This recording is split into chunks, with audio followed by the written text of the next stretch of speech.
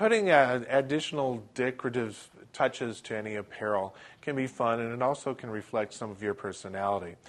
Sewing appliques on top of a ready-made garment can also be something that it gives a little distinctiveness to it. My name is Daniel King. I'm a designer and pattern maker. I'm going to talk about sewing appliques. Appliques can be contrasting fabric. They can be something that is a leaf, perhaps a shape, some sort of image that's in fabric. You can cut that out of any type of fabric, and sometimes even backing or batting is added to it to give it some depth or some texture. Applique many times will need to be on the fabric itself, and sometimes it's easier if you use fabric glue to put it onto the fabric so it doesn't move. If you glue it to that, that's not quite enough. What you need to do is actually stitch it.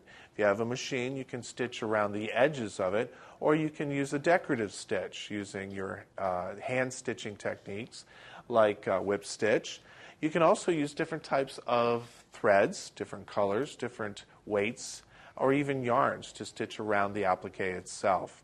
So using appliques is a great way of adding personality, your distinctive design, and also to give depth and some texture to any type of apparel.